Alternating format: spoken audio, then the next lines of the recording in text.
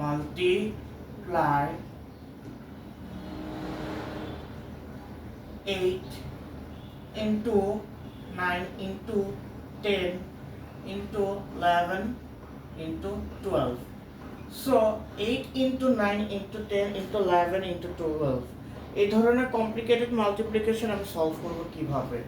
So সবার আগে আমি যে কাজটা করতে পারি সেটা হলো let n equals to 10, n minus 2 equals to 8, তাহলে n minus 1 কি হবে 9, n plus 1 equals to 11, n plus 2 equals to 12. আচ্ছা, সো পরের স্টেপে আমি যে কাজটা করতে পারি n কে 8 কে আমি n into 2 দিয়ে রিপ্লেস করলাম into 9, 9 কি হবে n minus 1 into 10, n into 11, 11 কি n plus 1 into 12, n plus 2. So পরের স্টেপে আমি এই পুরো লাইনটা কিভাবে সাজাতে পারি n into n minus 1 into n plus 1 into n minus 2 into n plus 2.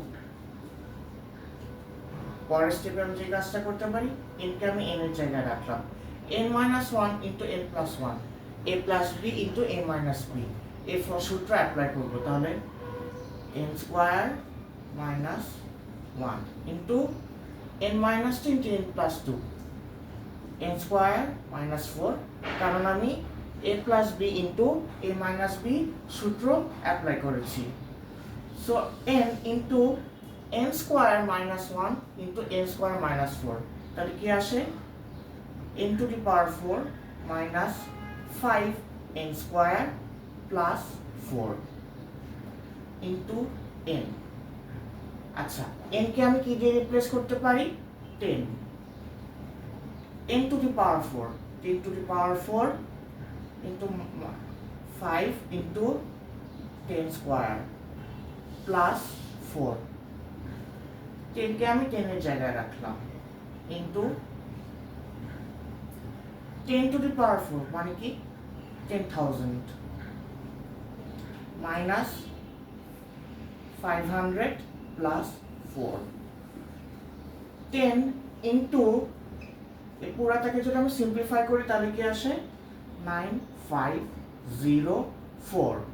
So 9504 into 10 কি হবে 95040. আমাকে বলা হয়েছে 8 into 9 into 10 into 11 into 12. So এই পুরো জিনিসটাকে মাল্টিপ্লাই করলে আমার অ্যান্সার আসে 95,040. Thank you so much.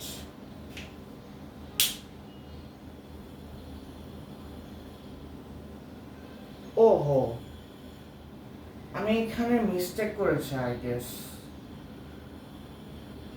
না ঠিকই আছে।